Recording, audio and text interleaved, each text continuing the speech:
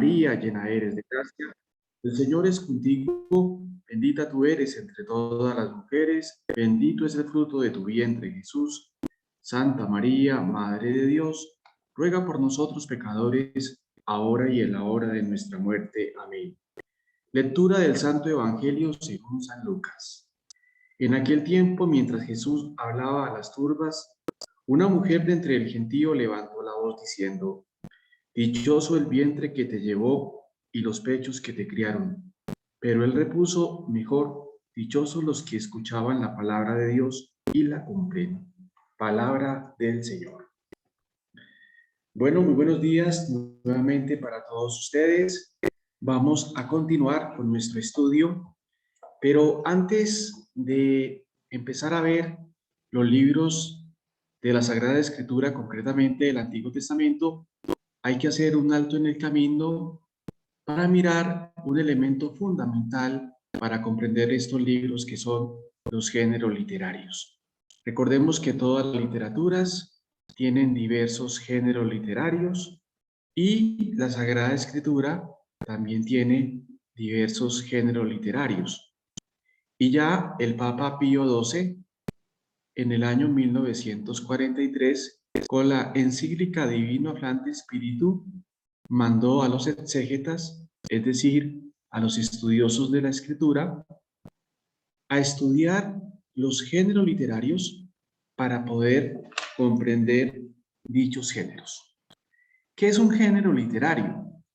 Es la forma como el autor, en este caso el autor sagrado, va a colocar por escrito las diferentes contenidos sobre la Sagrada Escritura. Y por eso podemos decir que en la Biblia hay 7 grandes géneros literarios. ¿Cuáles son esos géneros literarios? El primero de ellos, la narrativa. El segundo, el género ley. El tercero, el género profecía. El cuarto, el género lírica. El quinto, el género sabiduría. Y el sexto, el género apocalíptico. Brevemente vamos a decir en qué consiste cada género, es decir, cuáles son los elementos esenciales de cada género. El género narrativa, los contenidos son, dentro de este género, cae todo lo que es relato de sucesos, sea que se trate de hechos históricos o imaginarios. ¿Cuál es la intención? No solo el relatar acontecimientos, sino también interpretarlos.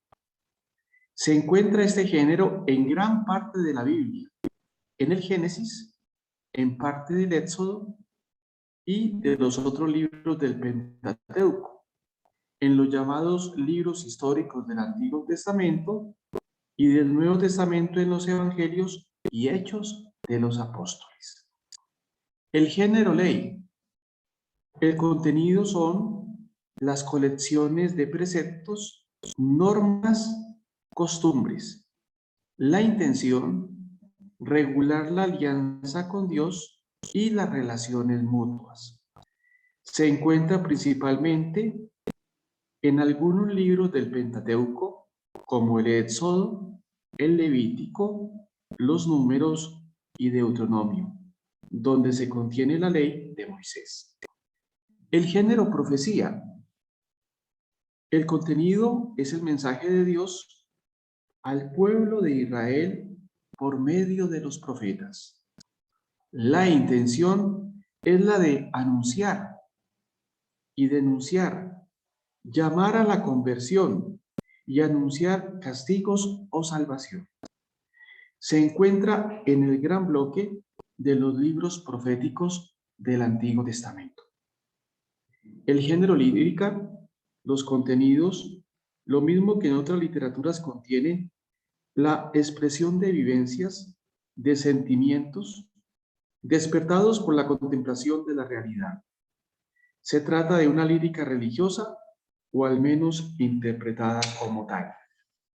La intención es la de expresar dolor, amor, alabanza, confianza en diálogo con Dios. Se encuentra en los libros de los Salmos, en el Cantar de los Cantares y en las Lamentaciones. El género sabiduría. El contenido recoge la experiencia de los sabios, expresada de ordinario en una forma sentenciosa. La intención es la de reflexionar sobre la realidad para buscarle su sentido más profundo, enseñar. Se encuentra en los libros de Job, Proverbios, Eclesiastés, Sabiduría y Eclesiástico. La apocalíptica. Contenidos. Relatos de visiones, sueños en un lenguaje simbólico. La intención es la de interpretar el sentido global de la historia y más concretamente levantar los ánimos decaídos en tiempos de desgracia o persecución. Se encuentra en el libro de Daniel y en pasajes de otros profetas y en el Apocalipsis del Nuevo Testamento. El género carta.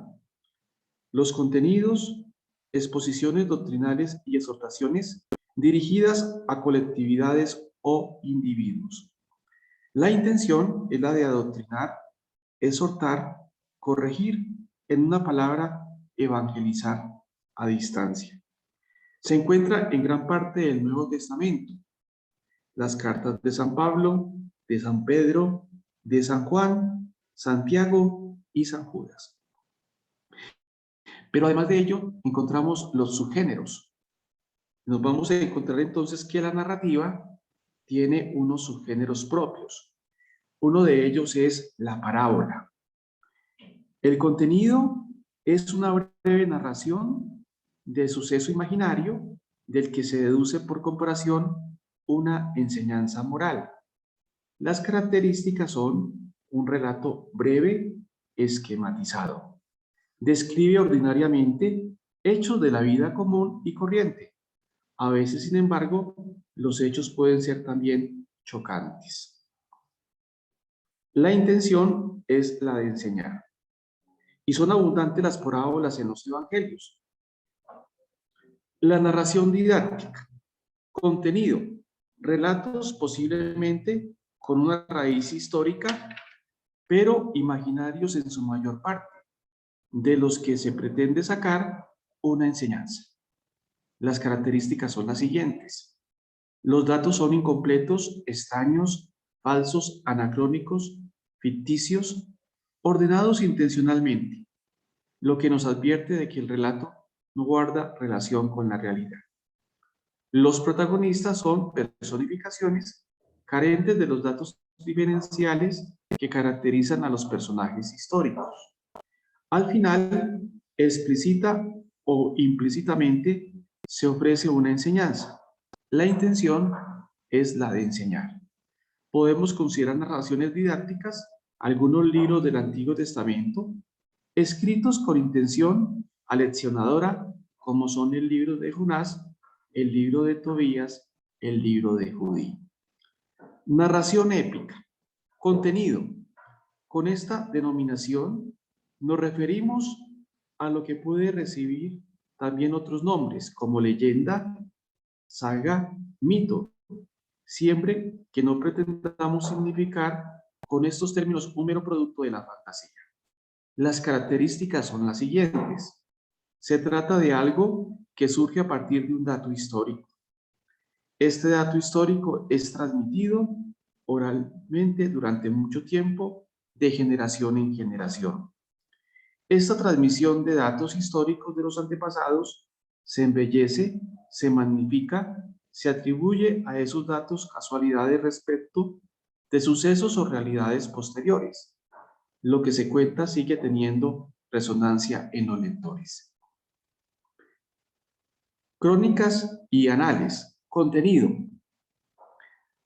Agrupamos aquí diversidad de formas narrativas, además de apuntadas en el título listas inventarios. Características. Consignación de datos, independientes generalmente, sin relacionar unos con otros. Escritos propios de templos, palacios, donde se lleva un diario, unos anales, unos inventarios. Al no tratarse de relatos populares, conservan una mayor verosimilitud en el detalle. La intención es la de informar y notificar. Los ejemplos los encontramos de forma dispersa en diversos libros de la Biblia, cuando se nos ofrecen listas de personajes, de objetos, por ejemplo, las genealogías del libro primero de las Crónicas, lista de los que regresan de la cautividad, Esdras 2, cierto aire de crónica, tiene también los hechos cuando Lucas nos cuenta algunos de los viajes de Pablo, Hechos 21, del 1 al 10. El otro subgénero, relato histórico, contenido, denominamos así aquellos relatos que tienen más parecido con lo que nosotros consideramos hoy como una historia. Las características consignan gran número de detalles, de tiempo, de lugar, de personas y otras circunstancias. Los personajes no son tipos, personificaciones, sino que aparecen más bien muy matizados en sus caracteres con notas diferenciales. Los acontecimientos están articulados en su juego de causa y efecto a nivel humano. ¿Cuál es la intención? La de informar, pero también interpretar los acontecimientos. Hay otras formas de expresión, como son el lenguaje mítico y el midrash y la etiología. Recordemos que hace 8 días mandamos un libro de la introducción a la escritura, y allí entonces podemos encontrar más detalladamente estos géneros literarios. Entonces es importante decir de antemano que hay que conocer los géneros literarios para poder comprender la dinámica tanto de los libros del Antiguo Testamento como de los libros del Nuevo Testamento. Y vamos entonces hoy a mirar muy someramente, porque estamos en una introducción, el libro del Génesis y el libro del Éxodo, y allí vamos a ver algunas características relevantes para nuestra reflexión y para la comprensión de la Sagrada Escritura. La palabra Pentateuco viene de la lengua griega y significa propiamente el libro de 5 estuches, por constar de 5 volúmenes: Génesis, Éxodo, Levítico, Números y Deuteronomio.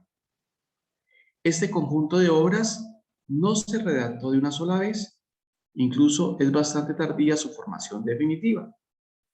Se cree que esta última redacción se llevó a cabo después de volver del destierro en el siglo V a.C. ¿Qué significa esto? Que ha habido un proceso de redacción de los libros del Antiguo Testamento, como también de los libros del Nuevo Testamento. Y lo primero que hay que decir es que siempre hay una experiencia de fondo. Y podríamos decir que es una experiencia de Dios, que ha interpelado a un pueblo, pero que también ha interpelado y sigue interpelando a muchas personas. Y a partir de esa experiencia, pues los hagiógrafos, que son los autores sagrados, lo han querido colocar por escrito utilizando los diferentes géneros literarios.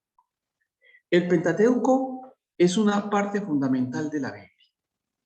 En él se asientan las certezas más profundas. Los demás libros de la Biblia se refieren a él sin cesar. También Jesús apela a él con frecuencia. El libro del Génesis.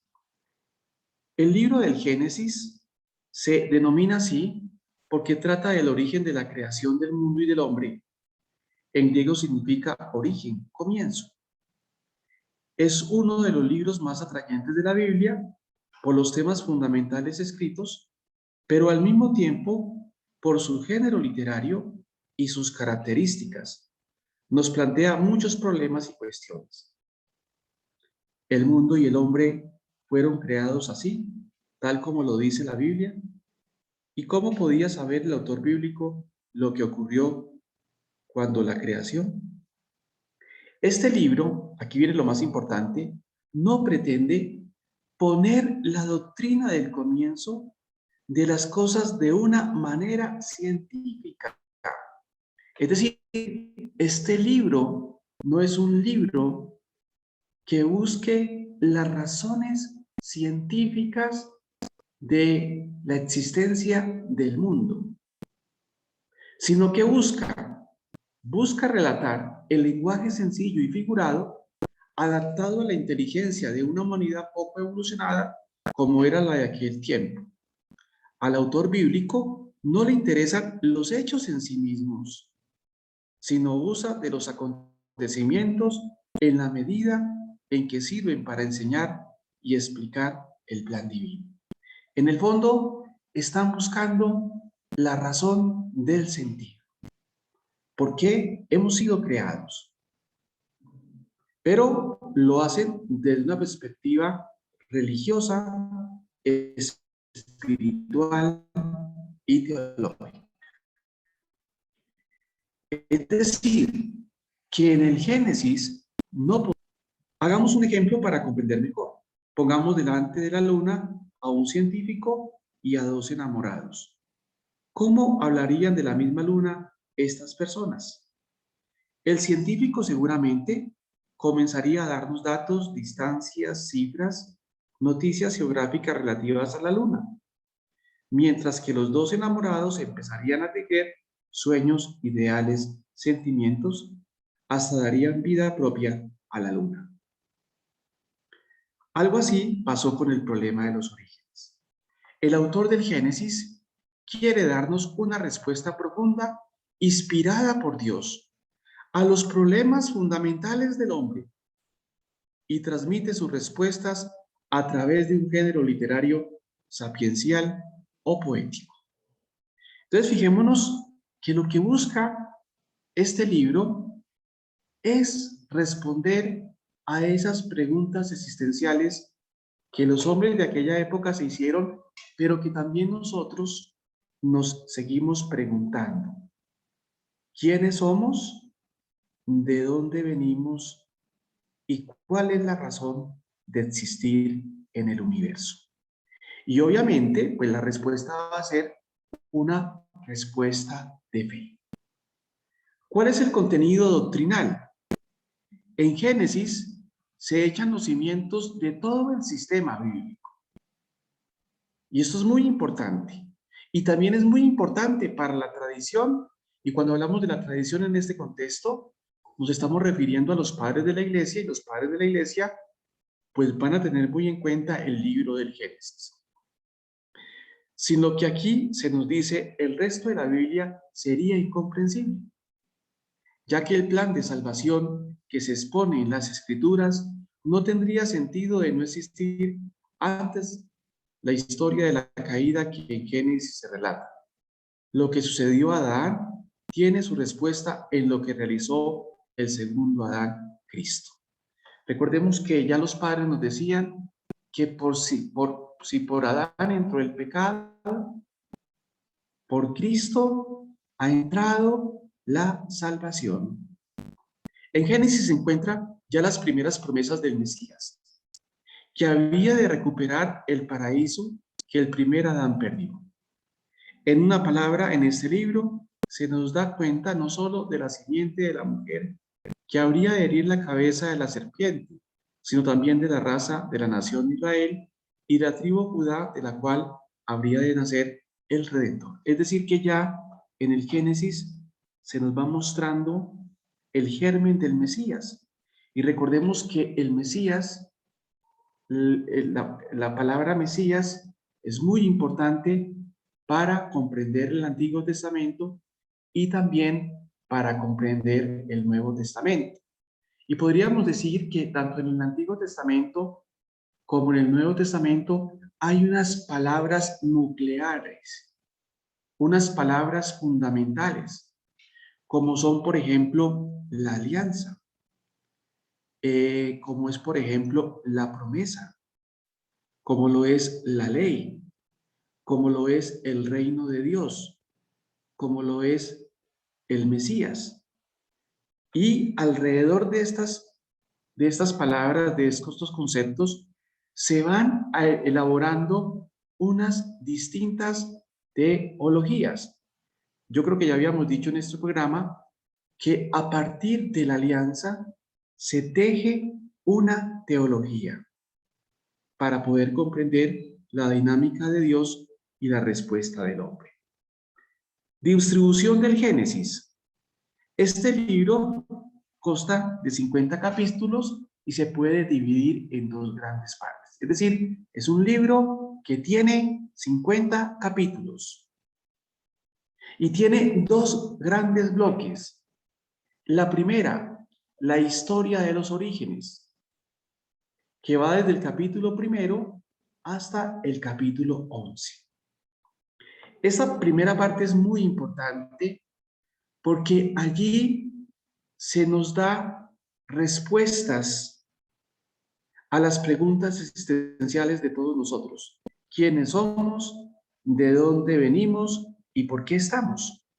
Y aquí aprovecho para decir que la Biblia del Peregrino, que ya mandé por Fray Luis de Granada, muchos de ustedes, si no la tienen, me dicen y yo se las vuelvo a reenviar. Las notas explicativas de estos capítulos nos dejan notas muy interesantes y nos responden a muchas preguntas que nosotros tenemos de nuestra existencia, pero a partir de la fe. Entonces, los vuelvo a invitar a que lean esas notas de la Biblia del Peregrino para que vayan comprendiendo la dinámica de estos primeros capítulos y también de toda la escritura, porque lo bueno de Luis Alonso Chequel en esa Biblia del Peregrino es que sus comentarios, en primer lugar, son muy acertados y en segundo lugar nos ayudan para nuestra vida espiritual y para nuestra vida pastoral. Viene el segundo bloque, la historia de los patriarcas. Recordemos los patriarcas Abraham, Isaac y Jacob en los capítulos 12-50. Es el recuerdo de los comienzos de la historia de Israel, Abraham, Isaac, Jacob y José. Contenido del Génesis. Los primeros capítulos del 1 al 11 constituyen una gran introducción a la vocación de Abraham y a las promesas de bendición que todos los pueblos de la tierra recibirán por medio de él. El libro comienza con el relato sacerdotal de la creación, Génesis 1, 1, 2, 4, y enseguida sigue el relato de la creación, Génesis 2, 4b, 25, de fuente yavista. Estas son las famosas tradiciones, la tradición yavista, la tradición sacerdotal, la tradición eloísta y la tradición deuteronomista. De la misma tradición o fuente son los capítulos 3 y 4 que narran la caída. Capítulos 4 y 5, Caín y Abel, el crecimiento de la humanidad. Capítulo 6 y 10, el diluvio universal. Capítulo 11, la torre de Babel. Los capítulos que siguen narran los comienzos del pueblo de Israel. Capítulo 12-25, la vida de Abraham. Entonces, si queremos conocer la vida de Abraham, capítulo 12-25, capítulo 26-27, la vida de Isaac, capítulo 28-36, la vida de Jacob, capítulo 37-50, la vida de José. Esto nos da en cierta manera una estructura para poder acometer el libro del Génesis y saber cómo se distribuye la temática del libro del Génesis, sabiendo que hay dos grandes bloques, el bloque de los inicios y el bloque de los patriarcas, y sabiendo que el libro, como ya lo dijimos, consta de 50 capítulos. El resumen del libro, es decir, los elementos más importantes donde se puede hacer una reflexión teológica. La primera, que es fundamental, Dios es el creador de todos los seres. Y esto es muy importante. El concepto creación es judeo-cristiano. Los griegos no hablan de creación. Son los judíos y obviamente los cristianos los que hablan de creación. Pero cuando hablamos de creación en este contexto, significa que Dios saca de la nada. Es decir, Dios no utiliza mediadores, sino saca de la nada. Y este concepto, creación, pues nos va a ayudar a comprender la dinámica del Antiguo Testamento y sobre todo que Dios es el Dios creador de todos los seres. Y cuando hablamos de Dios creador de todos los seres, estamos hablando de los seres visibles y de los seres invisibles, que es lo que vamos a profesar en el credo cada 8 días en la misa dominical. Los primeros padres, Adán y Eva, vivían felices en el amor mutuo hablando con Dios. En el matrimonio querido por Dios, el hombre y la mujer, iguales en naturaleza y derecho, se complementa el uno al otro. Y eso es muy importante porque allí se empieza a tejer la teología del matrimonio. Aquí encontramos los elementos para comprender la teología del matrimonio y para comprender la teología del matrimonio que hoy son tan importantes para salir al paso a la ideología de género, que es una problemática que tenemos en muchos países. El varón amará a la mujer como parte de sí mismo y la mujer amará el varón como su protector. La unión de ambos en el amor transmite la vida. Es decir, se está hablando nada menos y nada más que de la vida que proviene en este contexto de un hombre y de una mujer que se unen para engendrar vida. Y eso es fundamental. También los invito a que estudien las catequesis del Papa San Juan Pablo II sobre toda la dinámica de la familia, del matrimonio, del hombre y de la mujer, con el libro de la teología del cuerpo. Fuera de que Dios crea, Dios tiene un plan sobre la humanidad y el mundo. Es decir, que para la conciencia creyente no hay azar, no hay azar. Todo sigue a un plan. Todo tiene una razón de ser. Todo tiene una causalidad. Todo tiene un orden. Y por eso es que el pecado original es tan grave, porque el pecado original destruye el orden. En el fondo, destruye la relación entre Dios y los hombres y la creación. Dios tiene un plan sobre la humanidad y el mundo y escoge un pueblo, es decir, toma la iniciativa, con el cual forma una alianza en la persona de Abraham. Esto es muy importante. Dios siempre ha tomado la iniciativa. Dios escoge a un pueblo. Dios llama a un pueblo. Pero eso también se aplica en la vocación individual. Dios nos ha llamado a cada uno de nosotros y nosotros respondemos por fe. Así como Dios en el Antiguo Testamento llamó a los patriarcas, empezando por Abraham, llamó a los profetas, llamó a los sacerdotes, y en el Nuevo Testamento llamó a María y llamó a los discípulos, pues también a nosotros nos sigue llamando. La alianza es la que sella esa elección. La respuesta a la llamada de Dios a este pueblo la vemos representada en distintos patriarcas o jefes de ese pueblo. En una palabra, el autor del Génesis quiere mostrarnos que Dios ama al hombre y lo guía a través de la historia, llamándolo a gozar definitivamente de ese amor. Y esta última frasecita es fundamental porque nos está mostrando qué es lo que mueve a Dios. Lo que mueve a Dios es el amor. Dios se muestra en el amor y Dios ama al hombre, pero no solamente ama al hombre, ama a todas las criaturas irracionales y ama a toda la creación. Pero Dios también conduce al hombre a través de la historia. Es decir, ejerce su providencia divina en la historia. A diferencia del deísmo, que es un movimiento inglés, que pues obviamente cree en Dios, pero que cree que Dios nos crea y nos deja al garete.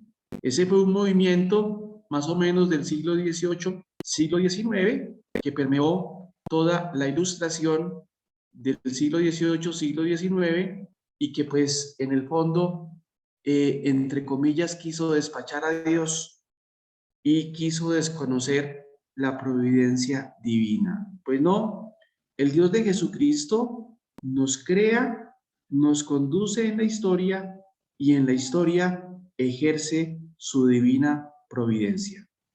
Pero Dios nos crea por amor y nos llama a gozar definitivamente de ese amor. Es decir, hemos sido creados por amor y hemos sido creados para amar. Pero el verdadero amor se encuentra en Dios, no se encuentra en las criaturas y no se encuentra en las cosas. Si bien las criaturas y las cosas son reflejo de Dios, el verdadero amor se encuentra en Dios. Es la experiencia de San Agustín. Recuerden la experiencia de San Agustín, que quiso buscar a Dios en cosas exteriores, pero se dio cuenta de que Dios estaba en su corazón y de que en Dios se podía llegar al amor. Y es la historia de los grandes místicos. Por eso es importante conocer este libro. Seguimos con el libro del Éxodo. El Éxodo es el segundo libro de la Biblia. Éxodo significa salida. Y se llama así este libro porque narra la salida de los israelitas de la esclavitud de Egipto. Contenido doctrinal.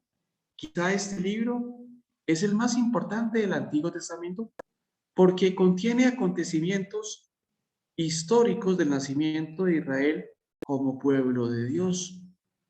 Lo mismo que a veces son engrandecidos para destacar la grandeza del Dios de Israel y la singular vocación del pueblo elegido. El pequeño y recién nacido pueblo hebreo desaparece ante las culturas y acontecimientos de la historia de Egipto y de Asia Menor. Nadie hubiera imaginado que ese puñado de familias nómadas que salen de Egipto, atravesando el árido desierto del Sinaí y estableciéndose en Canaán, estuviera un día al centro de la historia de la humanidad. Así es Dios. Escoge al más escondido y pequeño pueblo para hacerle el objeto de sus atenciones y de su amor, transformándolo en el instrumento de la salvación de todos. Fijémonos entonces que la dinámica de Dios es escoger lo que no cuenta para el mundo, lo que no tiene en cierta manera valía para el mundo. Escoge lo insignificante, pero a partir de allí Dios teje una historia de la salvación. Recordemos que ese concepto de la historia de la salvación es importante para poder comprender la dinámica del Antiguo y del Nuevo Testamento. ¿Y qué significa ese concepto de historia de la salvación? Que Dios se revela en una historia, que Dios se manifiesta a partir de acontecimientos, a partir de hechos.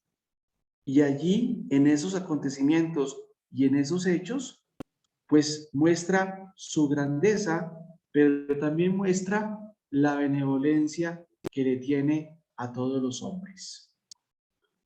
El gran personaje del Éxodo es Moisés, escogido por Dios para salvar a su pueblo. Fíjate cómo en el Antiguo Testamento, Dios se vale de mediadores. Es la dinámica de Dios. Dios se vale de mediadores. ¿Para qué? Para que esos mediadores, estamos hablando del Antiguo Testamento, porque el gran mediador del Nuevo Testamento y el mediador por antonomasia es Jesucristo. Pero ya en el Antiguo Testamento vemos una serie de mediadores que Dios los escoge para que acompañen al pueblo, para que animen al pueblo. El gran personaje del Éxodo es Moisés, escogido por Dios para salvar a su pueblo. Titubea antes de responder a esta llamada divina y saca 5 excusas. Esa les queda de tarea para que ustedes miren allí en los textos cuáles son esas 5 excusas. Pero al fin acepta. Mientras tanto, Dios había estado creando en su pueblo un gran deseo de libertad. Esto es muy importante, cómo Dios, así como colocó el deseo de liberación en el pueblo, también en nosotros coloca el deseo de salvación. Y por eso hay que cultivar el deseo de Dios. Porque cultivando el deseo de Dios, anhelamos el deseo de salvación. Con este fin empleó la opresión y más tarde demostró su poder por medio de las plagas. Aquí se narran puntos tan importantes como la institución de la Pascua judía, figura de la Pascua cristiana, el paso por el Mar Rojo, la marcha del Sinaí, donde nacieron las tablas de la ley y el canto de la victoria, sucesos estos que demuestran la acción providente del Señor para con su pueblo. Vayamos despacio. Fíjate entonces que aquí hay un gran acontecimiento, la institución de la Pascua judía, figura de la Pascua cristiana.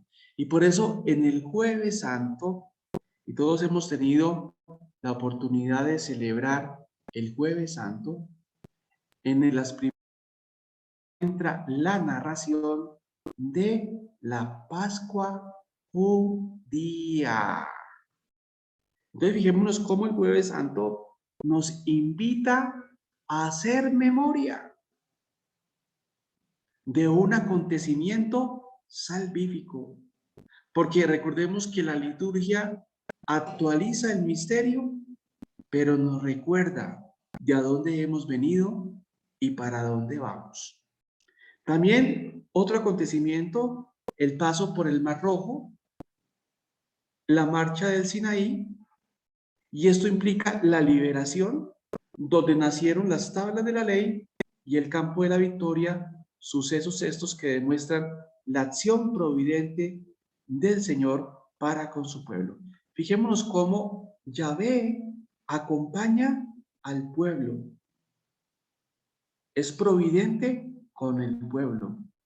Y cuando hablamos de providencia significa que Dios ejerce bondadosamente y sabiamente su reinado sobre los hombres. Por eso Dios es el Señor de la historia. Distribución del libro. Los 40 capítulos que componen el Éxodo se pueden dividir en 6 partes. Entonces, fijémonos. El Génesis tiene 50 capítulos. El Éxodo tiene 40 capítulos. Vamos aprendiendo cuántos capítulos tiene cada libro. Pero vamos a ver, digámoslo así, las partes fundamentales de esos 40 capítulos. ¿Qué nos dicen? Éxodo 1, 1, 12, 36. Es la historia de Israel en Egipto, la opresión del pueblo, la vocación de Moisés, la lucha por la liberación, la Pascua y la salida del pueblo por el Mar Rojo. Éxodo 12, 37, 18, 27 narra la peregrinación en el desierto como camino de purificación y encuentro de Yahvé con el pueblo.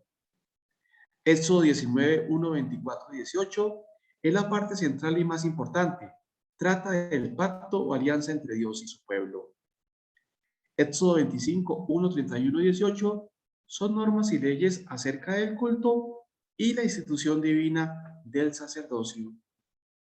Éxodo 36, 1, 34, 35 continúa la narración de los hechos durante la alianza en el desierto, como la historia del becerro de oro.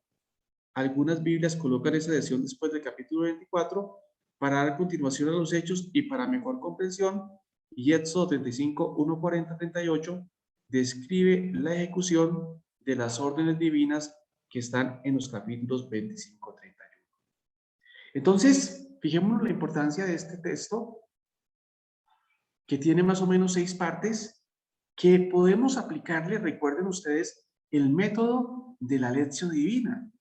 Y sería un gran método para poder comprender, estudiar y orar estos textos, aplicándole ese método de la lección divina. Recordando primero invocar siempre al Espíritu Santo, porque el Espíritu Santo es el gran autor de estos libros sagrados. En segundo momento, leer muy despacio, con fe. Después, meditar, es decir, coger aquellas frases que a ustedes les gusten, les lleguen al corazón y rumiarlas en su interior para llegar a una respuesta que se da a través de la oración. Puede ser un magnífico plan para poder comprender esa dinámica de este libro. Y esta dinámica se puede aplicar al estudio de todos los libros, tanto del Antiguo como del Nuevo Testamento. Y es una manera de acercarnos al texto bíblico de primera mano. Entonces yo los invito que los que quieran, obviamente, profundicen estos textos a partir de el método de la lección divina, y así se van a dar cuenta ustedes cómo van a crecer en la comprensión de la palabra de Dios y cómo van a comprender la dinámica de Dios y la respuesta del hombre. Además, que todos estos textos tienen correlaciones con otros textos. Y aquí sirve mucho la Biblia de Jerusalén, que en sus bordes tienen aquellas citas que van a iluminar otras citas. Entonces, yo les aconsejo tener la Biblia de Jerusalén a su lado y al otro lado la Biblia de Luis Alonso Chequel y leer estos textos muy despacio, sin afán, para poder comprender la dinámica de Dios en estos textos. Y lo otro es estudiar las notas de los textos. Conclusión. Mientras el libro del Génesis finalizaba describiendo una familia que gozaba de alto favor en la corte egipcia, el Éxodo comienza con una nación esclavizada bajo un enemigo tremendo. Las esperanzas de liberación humanamente eran muy pocas, pero su fe en Dios era muy grande. El Señor oye sus clamores y los libera por medio de Moisés. Este libro es la gran odisea de un pueblo esclavizado que es liberado por Dios. Es Dios el que libera. Lo maravilloso del Éxodo no son los milagros, sino la fe del pueblo y la voluntad salvífica de Dios, quien sirviéndose de acontecimientos naturales y de la historia de un pueblo pequeño como Israel, empezó con él una alianza de salvación y dio claras manifestaciones de su presencia. Entonces fijémonos que lo importante de este libro, como lo estamos diciendo acá, es la fe del pueblo. Pero ojo, una fe que se purifica en medio del desierto. Y por eso es que tanto en Cuaresma como en Adviento, nosotros los cristianos hablamos de desierto, porque el desierto es el lugar de la purificación de la fe. Y en este libro se muestra cómo Yahvé ha purificado la fe, pero también ha suscitado la fe en el pueblo. Y cómo el pueblo empieza a comprender el actuar de Dios en su vida comunitaria y en su vida personal. Entonces, es un libro que hay que leerlo porque es un libro muy referencial, por ejemplo, para la teología de la liberación y para otras teologías. Entonces, recordemos que la teología de la liberación, que sigue teniendo vigencia pues apela a estos estudios y a este libro como tal para poder elaborar su teología. Vamos al Pentateuco o la ley, segunda parte, donde vamos a estudiar someramente. Recordemos que estamos en una introducción y la idea es que vayamos del riachuelo al río, del río al mar y del mar al océano.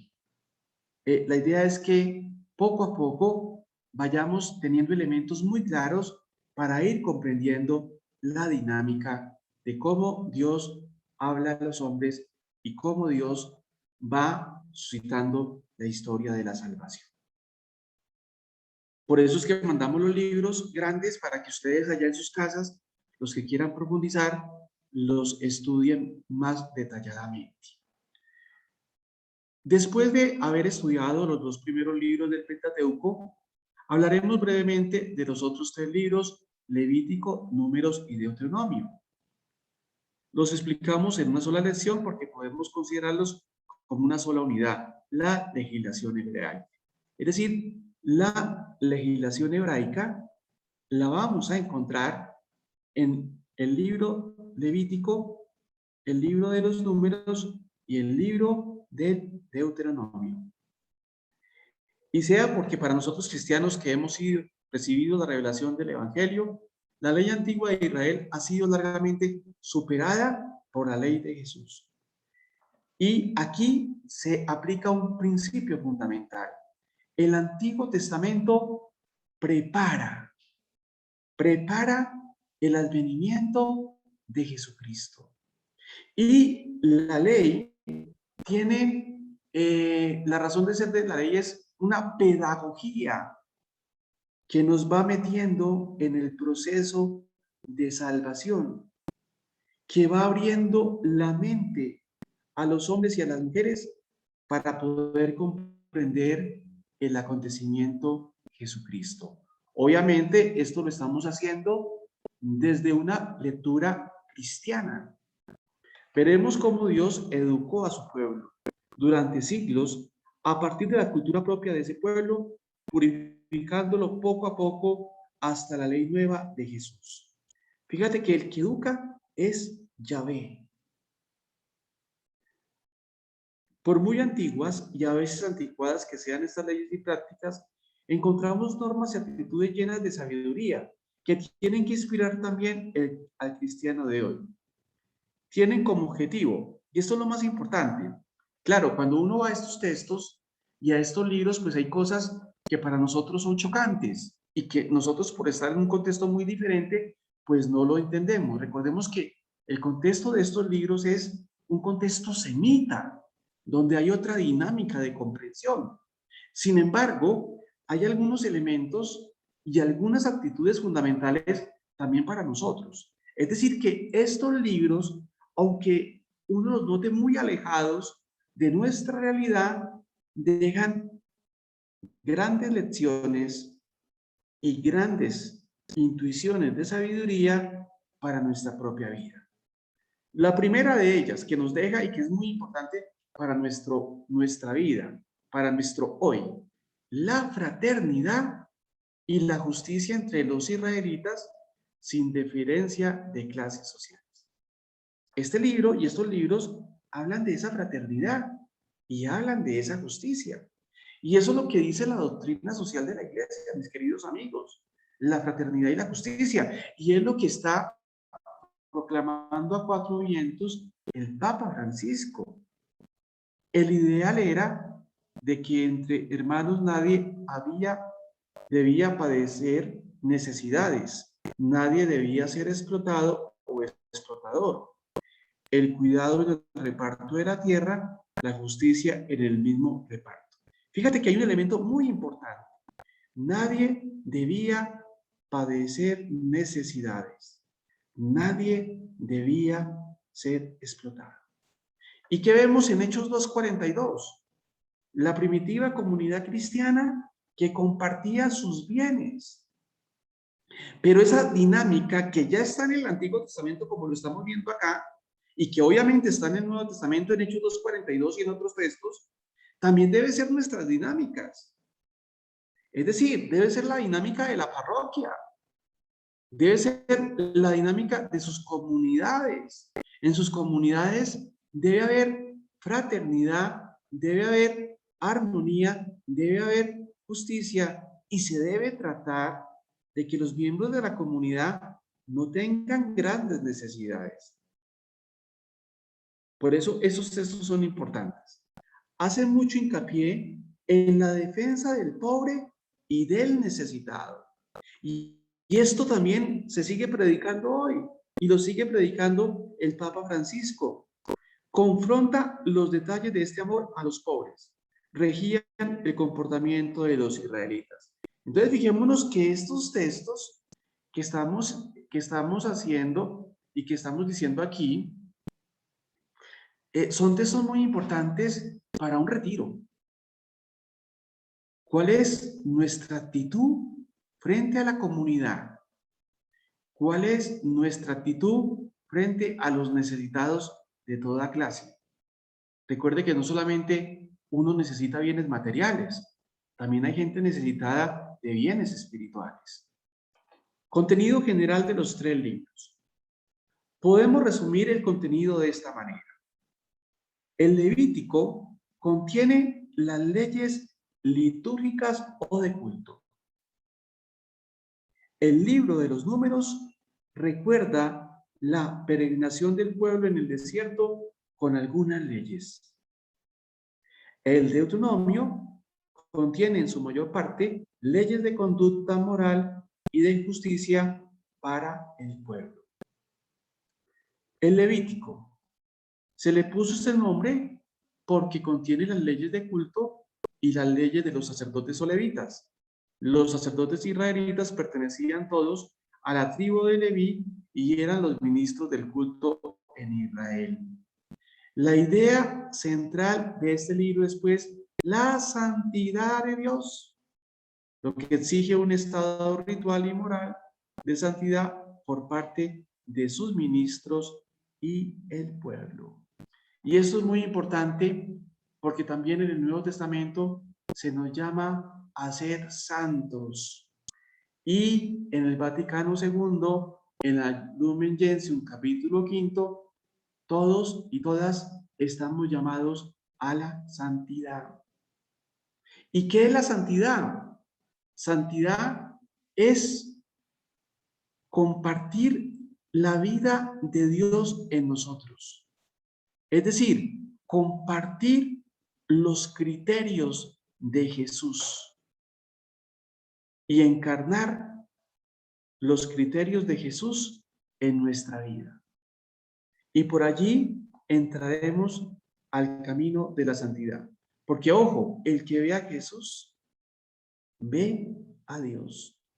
Y el que introyecta los criterios de Jesús en su vida personal y en su vida comunitaria, pues en el fondo se está haciendo santo como Dios.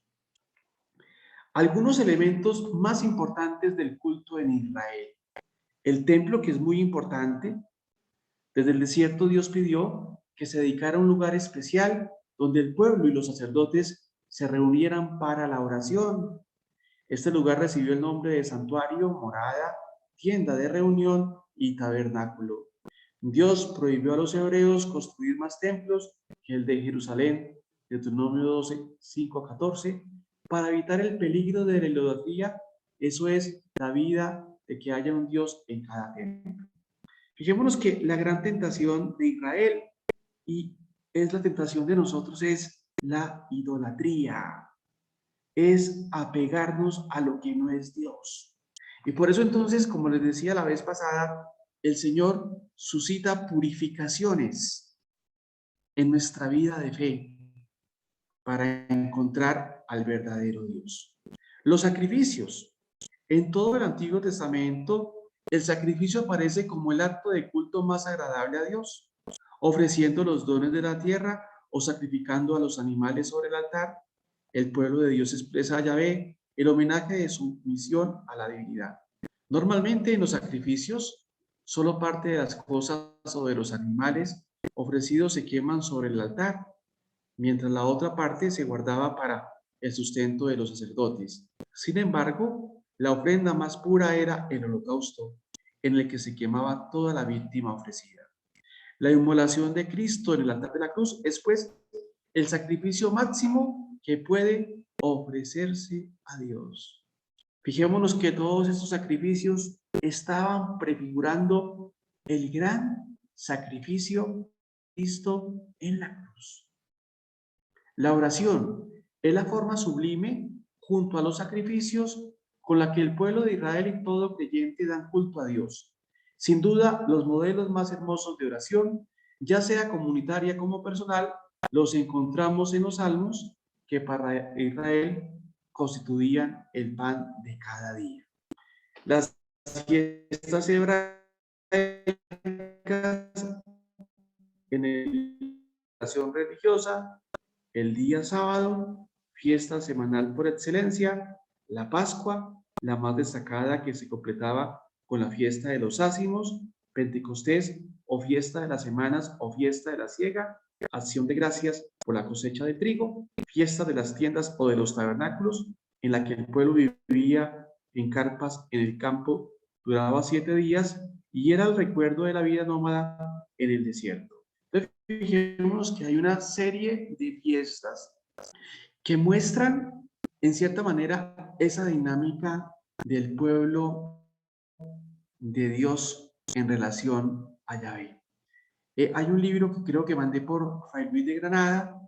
Si de pronto no lo he enviado, no, yo sí lo envié. Son las fiestas de Israel, de la hermana Ana Francisca y del padre William Vázquez. Allí en ese libro, muy bien documentado, están las fiestas, cuál es el significado de las fiestas y sobre todo, detrás de cada fiesta, cuál es la teología que se esconde. Es muy importante conocer esto para poder también conocer las fiestas cristianas. El año sabático, que se celebraba cada 7 años para dar descanso a la tierra y para que coman los pobres de todo pueblo. En ese año se renovaba la distribución de las tierras y de las riquezas para poner reparo a la desigualdad social. Y el año jubilar era semejante al año sabático en sus objetivos, con más amplios beneficios para los pobres y necesitados. Y ya en nuestra experiencia cristiana, recuerden que los papas determinan años jubilares, como fue el año de la misericordia. Recuerden ustedes que fue un año jubilar, un año con muchas gracias, un año con mucha festividad, pero un año que tenía la importancia de que cada uno de nosotros se acercara a la misericordia de Dios. Entonces los años jubilares ya en la tradición cristiana buscan que los hombres y que las mujeres se acerquen a esa salvación. Seguimos con el libro de los números. El libro de los números es, como ya hemos dicho, una mezcla de recuerdos de los hechos acaecidos en el desierto y de leyes para el pueblo. El nombre fue dado porque el primer capítulo inicia con el censo de los hijos de Israel. Relata los hechos ocurridos en el desierto. Entre los hechos que conviene leer de números por sus enseñanzas podemos destacar. Recuerden que a todo esto le podemos aplicar la lectura de la lección divina para introyectar el contenido de estos libros en nuestro corazón. Números 13, 16, 14, 25 se narra la abundancia de la tierra prometida y las rebeliones del pueblo. Número 21, 13, las aguas de Meribá, un capítulo famoso porque nos recuerda la roca de Éxodo, la bondad de Dios contra la infidelidad del pueblo y una misteriosa desconfianza de Moisés. Números 21, 4, 9, la serpiente de bronce, símbolo de Cristo Salvador en la cruz. Fíjate que este símbolo, la serpiente de bronce, el símbolo de Cristo Salvador en la cruz, y podemos confrontarla en Juan 3, 14, 15. Esto es lo que yo les digo a ustedes, que por ejemplo estas citas especiales, porque son citas muy especiales, ustedes las confronten en la Biblia para que vayan haciendo relaciones y para que vayan mirando los significados y las prefiguraciones. ¿Cuál es la razón de ser de esa prefiguración? Y números 22, 1, 35. la historia de Balaán y su burra, un gracioso intermedio de un adivino pagano llamado para maldecir a Israel, pero una misteriosa intervención divina hace que el adivino cante un oráculo de bendición mesiánica. Capítulos 23 y 24. Y por último venimos al libro de Deuteronomio.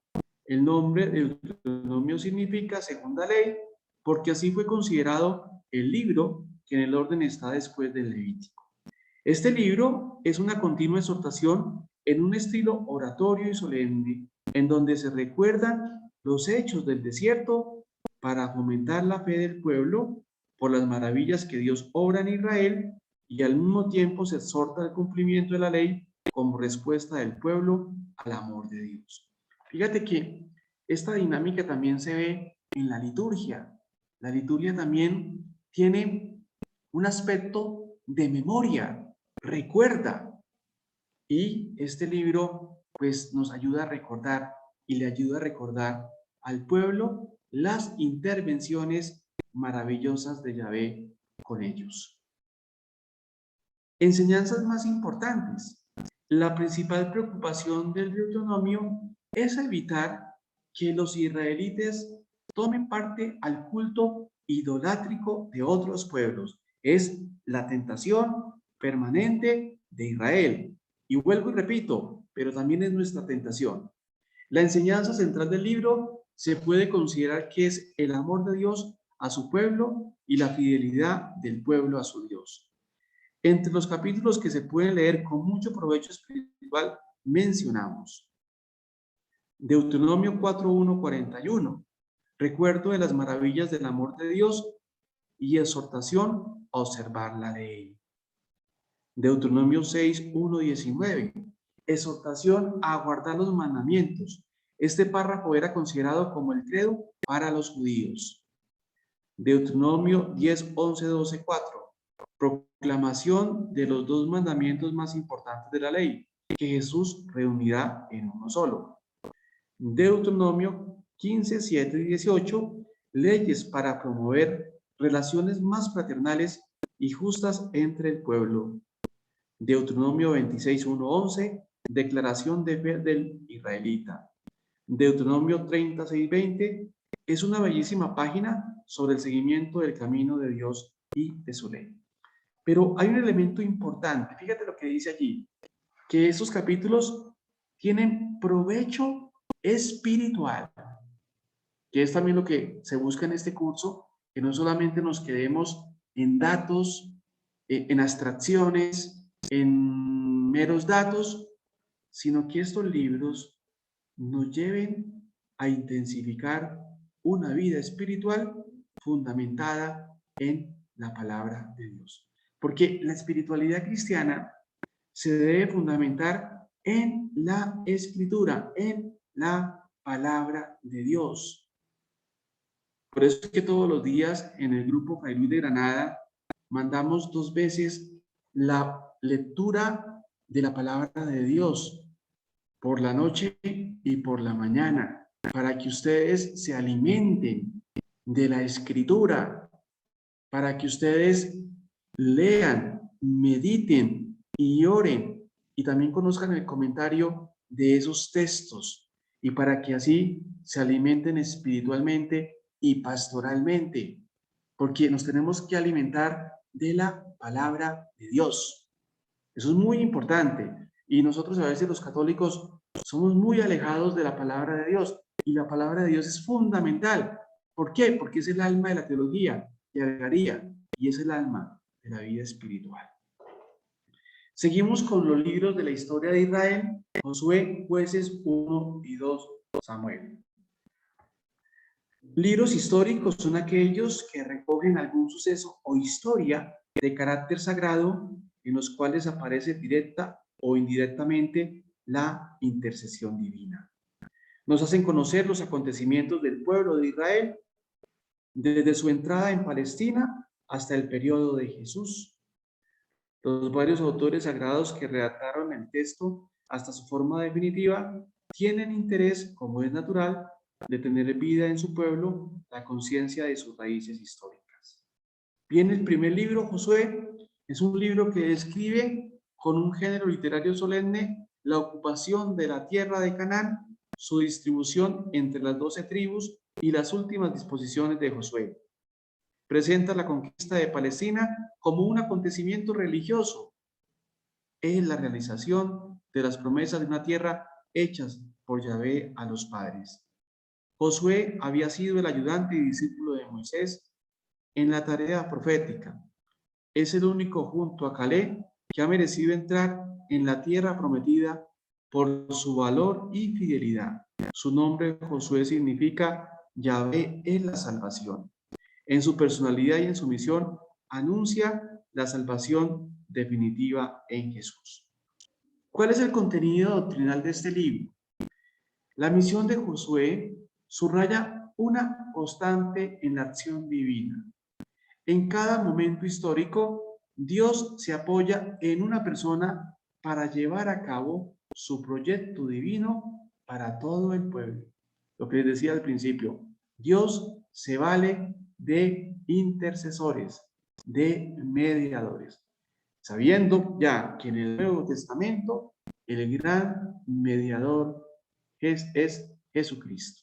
Pero en el Antiguo Testamento vemos a varios intercesores, a varios mediadores que los ha escogido Yahvé para que animen al pueblo. En Josué se realiza el ideal de docilidad a la voluntad de Dios y a sus planes de salvación. Sus victorias manifiestan la acción divina por encima de los medios humanos, como el paso del Jordán y la toma de Jericó, y en que el arca de la alianza y la procesión alrededor de la ciudad son símbolos claros de la presencia de Yahvé. La unidad de todas las tribus tiene un valor profético. Dios hace siempre obra de unidad entre su pueblo. Esto exige la participación de todos en la tarea y en la fidelidad a la ley. Páginas más importantes por su mensaje. Josué 3:1-17, el paso del río Jordán. Se nota un claro paralelismo con el paso del pueblo por el Mar Rojo. Josué 6:1-27, la conquista de Jericó. Aparece como obra maravillosa de Dios. Una nota importante: Rahab la prostituta encuentra la salvación con toda la familia como recompensa de su fidelidad hacia Israel. El hecho es importante porque es la primera vez que una pagana entra a formar parte del pueblo elegido. Indica la universalidad de la salvación. Y esto es fundamental porque la salvación no es para unos cuantos. La salvación está extendida a todo el género humano. A todo el género humano está extendida la salvación.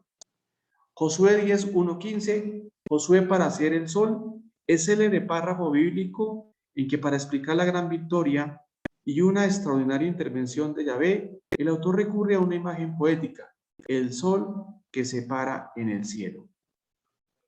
Los libros de los jueces. El libro narra los acontecimientos de Israel desde la muerte de Josué hasta el nacimiento de Samuel, a quien la Biblia considera último juez y a la vez profeta. Se llama así este libro porque trata de los jueces o salvadores del pueblo de Israel. Páginas importantes. Jueces 4 y 5. En estos dos capítulos se ensalza la acción salvadora de la mujer en la historia de la salvación junto a Judí, Esther y la Virgen María naturalmente. Débora revela lo importante que es la mujer en la historia. Las mujeres del Antiguo Testamento, las grandes mujeres del Antiguo Testamento, pues de la tradición cristiana, prefiguran la figura de María. Jueces 6:9, la historia de Gedeón, es narrada con cariño y grandiosidad. El relato está rico de enseñanzas sobre la llamada de Dios, la vocación y la respuesta de Gedeón, fiel y obediente. Jueces 13 y 16, historia de Sansón, más que las enseñanzas de este héroe de la fuerza, mismas que saben mucho a mitología y cuento popular, es interesante la simbología que usa el autor para darnos la enseñanza. La fuerza de Sansón es un don particular de Dios y el cabello largo es símbolo de su consagración y fidelidad a Yahvé. El libro, pues, presenta a Dios como el protagonista de la historia humana. Y yo le habíamos dicho que Dios es el Señor de la historia. Y este libro, pues, en el fondo, vuelve a decir lo mismo, como Dios es el gran protagonista de la historia. Y creo que una de las grandes lecciones del Antiguo Testamento es decirnos y seguirnos diciendo que Dios sigue siendo el Señor de la historia. Es el Señor de la historia. Es un Dios temible que exige la fidelidad absoluta a la alianza, pero también es misericordioso, que perdona y ayuda cada vez que el pueblo vuelve a él y pide disculpa. Recuerden Éxodo 34.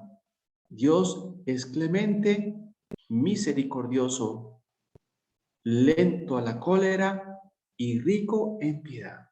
Esa es la característica del Dios de Jesucristo y del Dios de cada uno de nosotros, que es un Dios misericordioso que perdona muchas y muchas y muchas veces y ayuda cada vez al pueblo cuando vuelve a él y pide perdón. Libros de Samuel. Los dos libros narran la historia de Israel en un momento muy importante: la institución de la monarquía, la unificación del pueblo bajo un rey, antes Saúl y luego David. Los contenidos del libro, 1 Samuel 1:7, narra la vida de Samuel como escogido de Yahvé y como profeta y último juez. Fíjese la dinámica de Yahvé. Escoge a Abraham, escoge a Isaac, escoge a Jacob, escoge a Moisés, escoge a Josué y ahora escoge a Samuel. Siempre, siempre toma la iniciativa. 1 Samuel 8:15, después de poner en evidencia la figura y autoridad de Samuel, el libro se dedica a narrar el nacimiento de la monarquía con Saúl como rey. 1 Samuel 16:31, Saúl y David. La inconstancia y la infidelidad de Saúl obliga a Samuel a ungir al joven pastor David como rey. Se narran los acontecimientos y relaciones entre el rey aún al poder, Saúl con David, que crece en importancia. Por eso Saúl busca matarlo. El libro se cierra con la muerte de Saúl en la batalla de Gilboa. Segunda Samuel 1:8, David, rey de Judá e Israel. El territorio estaba dividido en dos grandes partes, Judá al sur e Israel al norte. Segunda Samuel 9:24, se entrelazan las hazañas de David con los hechos de la sucesión al trono entre sus hijos hasta la elección de Salomón. Y los protagonistas, Samuel, su vida y su obra marcan la vida del pueblo durante largo tiempo, antes como guía del pueblo y luego como asesor espiritual del rey Saúl y David. Es el hombre de Dios con gran poder carismático sobre el pueblo y sobre los dos reyes. En él destaca también su oración y su obediencia constante a Dios en alabar o condenar las acciones del pueblo del rey en elegir al rey Saúl y al rey David. Fíjate, una característica que también debe ser para nosotros. Samuel era el hombre de la oración, el hombre de la obediencia. Pues también nosotros estamos llamados a ser hombres y mujeres de oración y hombres y mujeres de obediencia. David es presentado en toda su grandeza y en sus debilidades. Tiene gran capacidad de jefe, busca sinceramente a Dios con exquisita religiosidad, pero es capaz de matar en un momento de pasión e igualmente capaz de arrepentirse y hacer penitencia. Esta figura para mí es emblemática, porque en David todos de una u otra manera estamos reflejados. Todos nos reflejamos en David, porque todos los que estamos en este programa deseamos buscar a Dios, queremos estar con Dios, pero también tenemos inconvenientes, tenemos problemáticas, tenemos pecados. Entonces, es interesante volver a estudiar a partir de la lección divina el pasaje de David, para que esos pasajes de David también nos iluminen a nosotros y nos animen a arrepentirnos y a salir del pecado y a saber que Dios siempre nos está esperando. A su persona Dios confía la revelación futura. De su familia real nacerá el Salvador, el Mesías. Recordemos que el Mesías, el concepto de Mesías, es una categoría fundamental del Antiguo Testamento. Este hecho pone a David al centro de todos los mensajes mesiánicos de los profetas futuros. Él llega a ser el hombre profético que lleva en sí y en su descendencia al Salvador. El Mesías será el hijo de David. Lucas 1:32. Páginas importantes. Primera Samuel 1:3. La historia de la vocación de Samuel. Es una de las páginas más bellas del Antiguo Testamento por su significado espiritual y enseñanza de cómo actúa Dios para llamar a sus escogidos. Primera Samuel 8:19. El inicio de la monarquía en Israel con la unción del primer rey Saúl. Primera Samuel 15:1-35, Saúl no obedece a Dios, quien lo rechaza como rey de su pueblo, porque la obediencia es más importante que el sacrificio. Y esto es importante. La obediencia es más importante que en los sacrificios, que en los rituales. Primera Samuel 16:1-23-17, unción de David. Dios elige lo más pequeño y humilde, aparentemente inútil para su obra divina. Primera Samuel 17:4-11 es el conocido hecho de David contra Goliat. Es la fuerza de la fe en Dios contra la fuerza humana. Primera Samuel 18:24 narran el desenvolvimiento de las relaciones entre David y Saúl, el endurecimiento del corazón de Saúl y la bondad de David. Segunda Samuel 7:1-16 es una página central en la historia de la salvación. Dios renueva la alianza con David con una promesa grandiosa: la continuación de la dinastía de David en el trono, en sentido profético, habla del Mesías. Segunda Samuel 11:12, el pecado y el arrepentimiento de David, más que el pecado en sí mismo, nuestra atención se detiene en la gran misericordia de Dios y en la actitud de sincero arrepentimiento de David.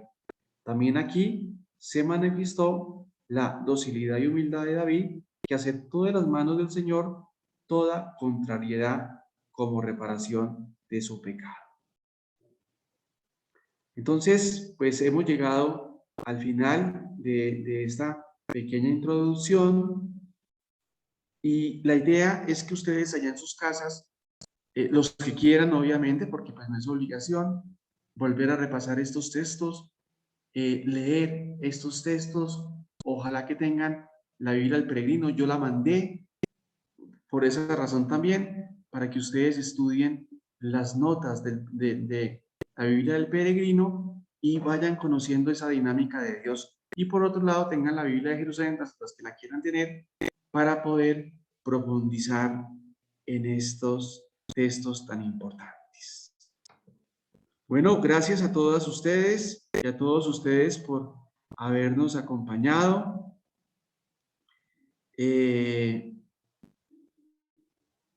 No sé si por ahí estará Fray Hernán. No, padre, Fray Hernán está celebrando una misa. Bueno, entonces, a ver si apagamos la grabación para yo decir unas cositas.